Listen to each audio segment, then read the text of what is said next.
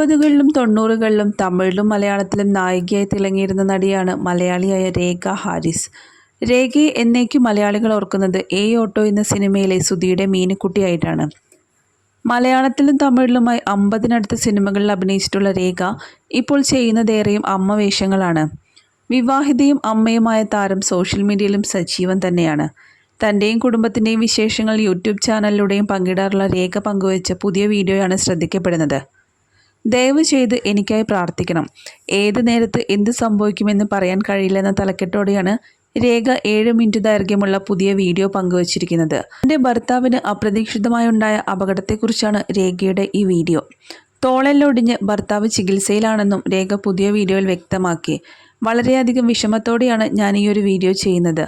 അതിനൊരു കാരണമുണ്ട്. ഒരാഴ്ച മുമ്പ് എൻ്റെ ഭർത്താവിനൊരു അപകടം സംഭവിച്ചു. ലാൻഡ് സർവേക്ക് വേണ്ടി കൊടൈക്കനാലിൽ പോയതാണ് അദ്ദേഹം.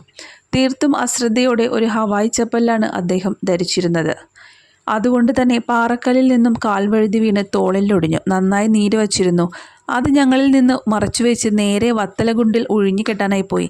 ഇത് വലിയ അപകടമാണ്, കെട്ടിയതുകൊണ്ട് കാര്യമില്ല, സ്കാൻ ചെയ്യണമെന്ന് പറഞ്ഞപ്പോൾ അവിടെ അടുത്തുള്ള ആശുപത്രിയിൽ പോയി സ്കാൻ ചെയ്തു. അപ്പോഴാണ് ഞങ്ങളെ വിവരം അറിയിച്ചത്.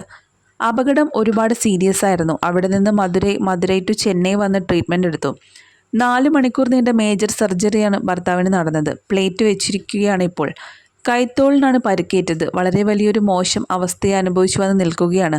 എല്ലാവരുടെയും പ്രാർത്ഥന വേണം. എനിക്ക് ബലം നൽകണം.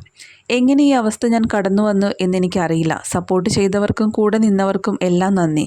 എല്ലൊടിഞ്ഞുവെന്ന് മാത്രമല്ല, ഞരമ്പ് വരെ ചതഞ്ഞിരുന്നു. ഇനി അത് ഫിസിയോതെറാപ്പി ചെയ്ത് ശരിയാക്കിയെടുക്കണം.